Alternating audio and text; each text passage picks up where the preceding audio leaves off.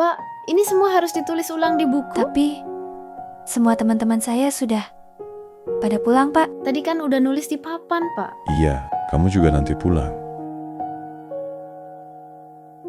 Pak Jajang nyebelin banget sih. Ada yang kamu bilang? Ya sudah.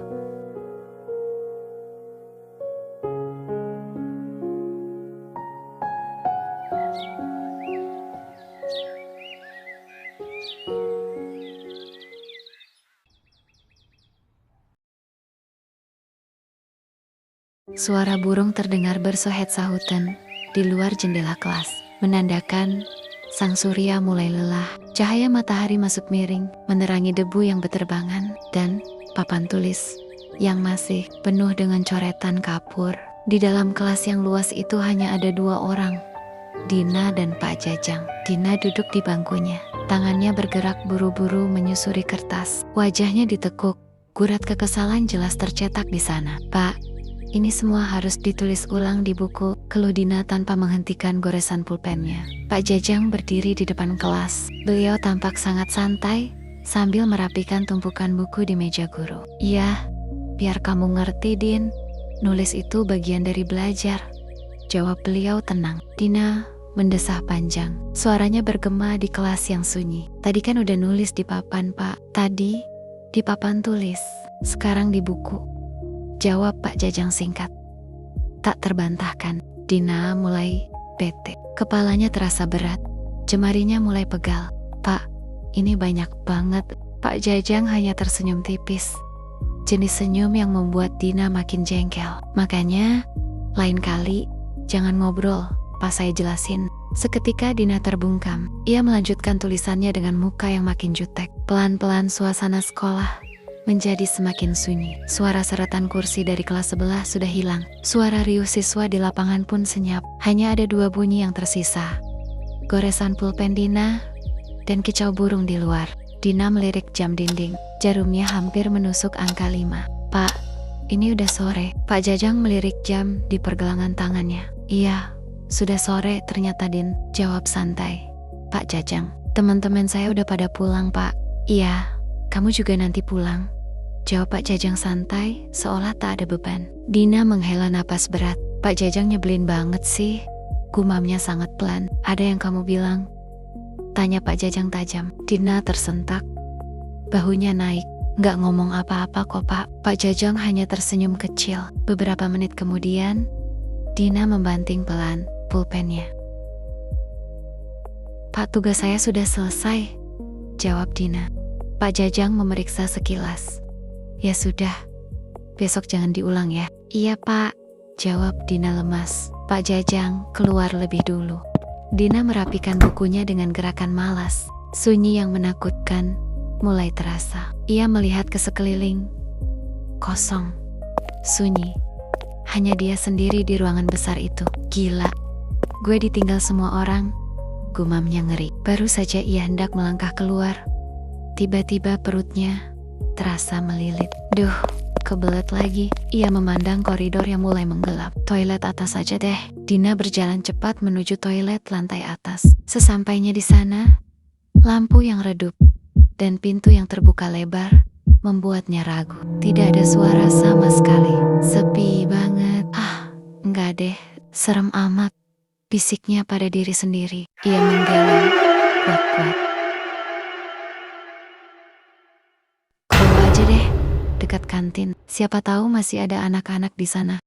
Dina bergegas menuruni tangga dengan langkah cepat. Suara sepatunya bergema di lorong sekolah yang sudah mulai sepi. Seolah-olah bangunan itu ikut mengamati kegelisahannya. Di luar, langit sore telah berubah menjadi jingga pekat, menandakan hari hampir berakhir. Saat sampai di lantai bawah, pandangannya langsung tertuju ke ujung koridor. Seorang cowok berdiri sendirian di sana abai.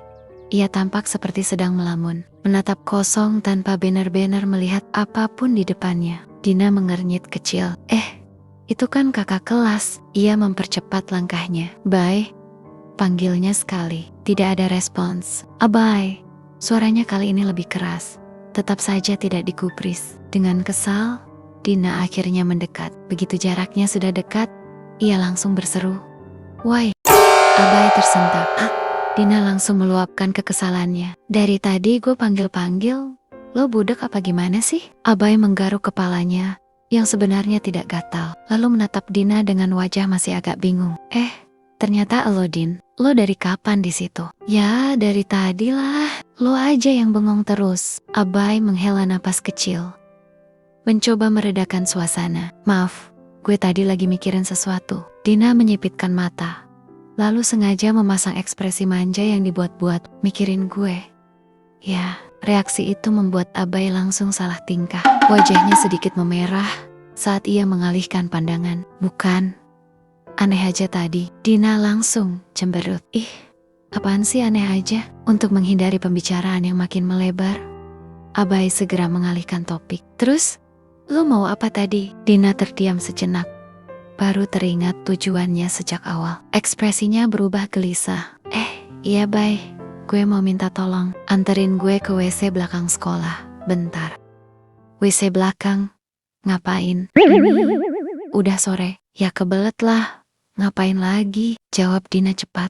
Nada suaranya mulai panik. Abai tampak ragu. Tapi gue cowok Din, nggak enak juga masuk ke area WC cewek. Dina mendengus, semakin kesal. Gue juga nggak mau sendiri. Takutnya ketemu atau diliatin anak-anak yang masih di sekitar sini. Lah, emang mereka mana? Udah pada pulang. Gue ditinggal gara-gara disuruh nulis di papan tulis. Terus masih harus nyalin lagi ke buku. Keluh Dina panjang lebar. Abai tidak bisa menahan tawa kecil. Ya itu mah penderitaan lo sendiri Din. Nyebelin banget sih lo. Dina refleks menyikut lengannya pelan. Ya kan emang fakta, jawab Abai santai. Dina akhirnya menarik napas panjang, makin tidak sabar. Udah deh, buruan, gue beneran kebelet. Abai menatapnya sebentar, lalu menggala. Ya udah, bentar doang ya. Iya, gue aman kok. Tenang aja. Dengan langkah pelan, Dina pun menyeretnya menyusuri lorong sekolah yang mulai sunyi, ditemani cahaya senja yang semakin redup di balik jendela.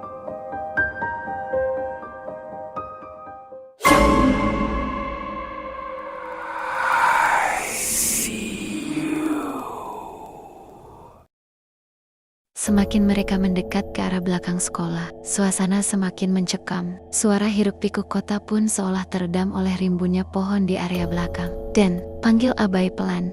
Apaan lagi? Lo ngerasa nggak kayak kita ada yang ngeliatin? Dina mulai merinding. Jangan gitu lu nakutin gue. Enak banget kesempatan. Bangunan toilet itu mulai terlihat. Suasana sepi karena sedang dalam perbaikan. Di dalamnya tampak gelap gulita. Dina memperlambat langkahnya. Kok serem ya Bay? Mending jangan, saran Abai. Suaranya kini terdengar serius.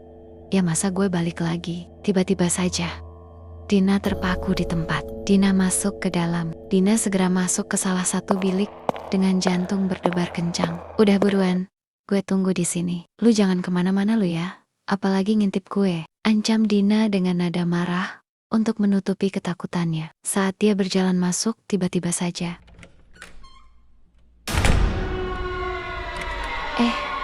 Lu lihat nggak tadi Bay?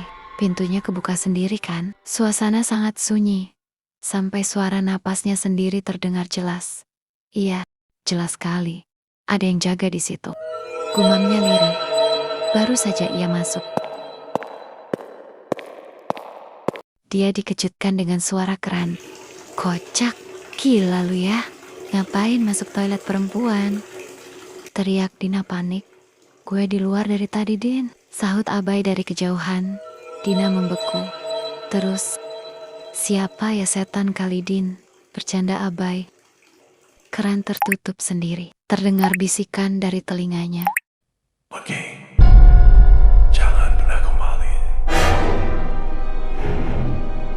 Seperti tangisan pelan sebuah bisikan keras itu, dingin terdengar tepat di telinganya. Dina berteriak histeris. Abai melihat Dina yang pucat pasi. Woi Din, ada apa? Ada hantu, ada yang bisik di telinga gue, Bay. Dina lari menjauh hingga sampai di lorong tengah. Abai sempat mencoba masuk untuk mengecek. Bahkan, ia sempat melihat bayangan samar di cermin. Sebelum akhirnya pintu tertutup sendiri dengan keras. Abai menatap ke dalam dengan pandangan yang sulit diartikan. Namun di toilet belakang yang kosong itu, suara aneh terdengar lagi. Suara di depan cermin yang berdebu, sebuah bayangan samar berdiri tegak. Abai, kembali.